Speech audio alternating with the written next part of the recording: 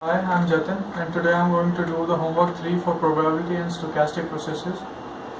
So let's begin with the first question. Now, in the first question, we have to find out the probability that this function Px is equals to k is equals to a into k raised to power into 1 by 3 k minus 1 should be a proper probability mass function. Now for finding that we are evaluating this limit which will be, because now the k is in the discrete value, so this should be summation 1 to infinity a k to power a must be equal to 1 for giving this function to be a finite value. Now if we see that we have to find this integration, so what we are using is putting 1 by 3 as equals to p. Now if we put this 1 by 3 as p in this summation, and after that we calculate, this limit will turn out to be 1 upon 1 minus p square. Now putting the value of p in this formula, we can easily find out the value of a, because this whole summation should be equal to 1 for this to be proper probability mass function. Now putting p is equals to 1 by 3 and a is equals to we can find the value of a, which is coming out to be 4 by 9 by using this formula. Now in the second part, we have to find the mean of this whole function. For mean is equals to k into a raised to the power function. So this whole turns out to be k square p k minus 1. Now if we see that the first in the first function where we calculated k into p to the power k minus 1, this was turning out to be 1 minus p. Now for calculating the k square into pk to the power minus 1, we will use this formula. How we are gonna use it? And this is like this. We'll multiply the whole equation by p, which gives here that k into p raised to power k will be equal to p upon 1 minus p square. Now differentiating both sides with respect to p, we get out the final result. Now here in the left hand side, we get the function summation a k raised to power k going from 1 to infinity k square p k minus 1, which is our desired function which we need to calculate.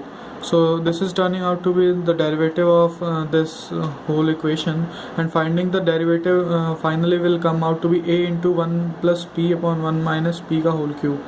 Now putting the value of p as 1 by 3 and a is equals to 4 by 9, we can again get the value for the mean, which is coming out to be 2. So our mean is 1 by 2. Now in the third part, we have to calculate the variance. Now the variance is mean squared value. So we simply find to have the k square fx, which will turn out to be k cube p raised to power k minus 1. Now again here we will take the help of the previous solution, where we find out the k square p k minus 1, which was turning out to be 1 plus p upon 1 minus p cube. Now again multiplying the whole equation with the p, we get the equation as k square into p ki power k, which is equals to p into 1 plus p upon 1 minus p cube.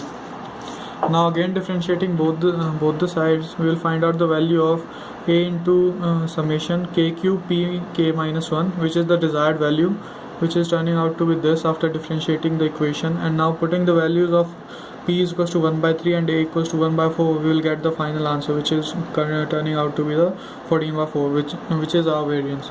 Now for the last part, we have to find the conditional probability of x lying between 0 to 10. Now we can simply summarize it as that, as k is going from 1 to infinity, so this interval is very small as compared to 1 to infinity. So this must be 0, because if we also calculate from the formula, we can see here that this summation from 1 to 10 is going to be very big enough as compared to the probability of this. But as we compare it from the 1 to infinity, we can't actually judge if it will turn in a small interval. So this must be 0. So this ends the solution for the first question. Now we are going to solve the second question. Now let's begin with the second question. In second question, we are given that x is a uniform function from -2 to 1, whereas y is function of x square. So this is the our gx. Gx is equals to x square is equals to y, and g dash x will be equals to 2x because it's simply the derivative of x square. And if we find out the roots from here, we'll get the roots as plus minus root y. X is equals to plus minus root y. And apart from that, in the first part we have to calculate the fx. So capital F of x. So for that we first need to find the density function, which is fx of x.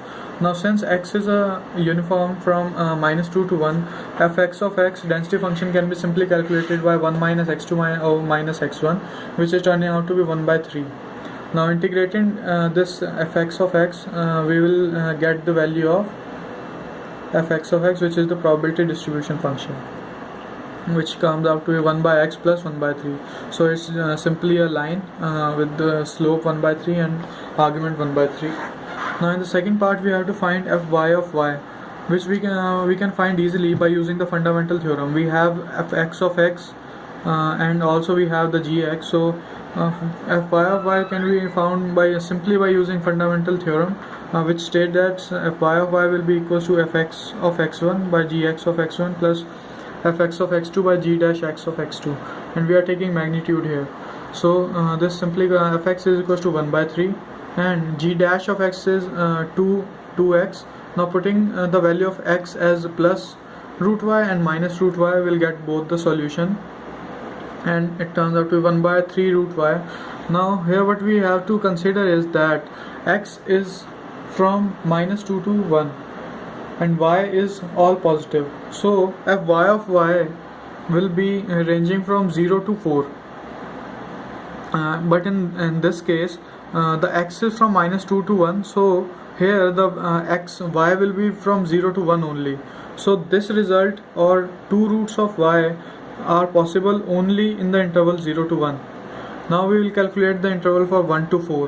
So 1 to 4 there will exist only one root, whose integration turns out to be 1 by 6 root y, and we can simply write a y of y as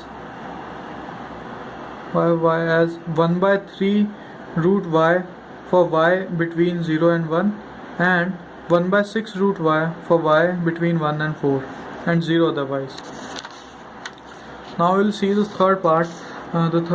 We have to draw. So if we sketch the fy of y, this will turn out to be like this. 0 to 1 it's like 1 by 3 root y, and for 1 to 4 it's like 1 by 6 root y. Now for finding the capital Fy of y, we have to simply integrate small fy of y, which is the density function. So by integrating this, we have to again integrate in two parts, which will from 0 to 1, and 1 by root 3y from 0 to 1, and 1 by 6 root y from 1 to 4.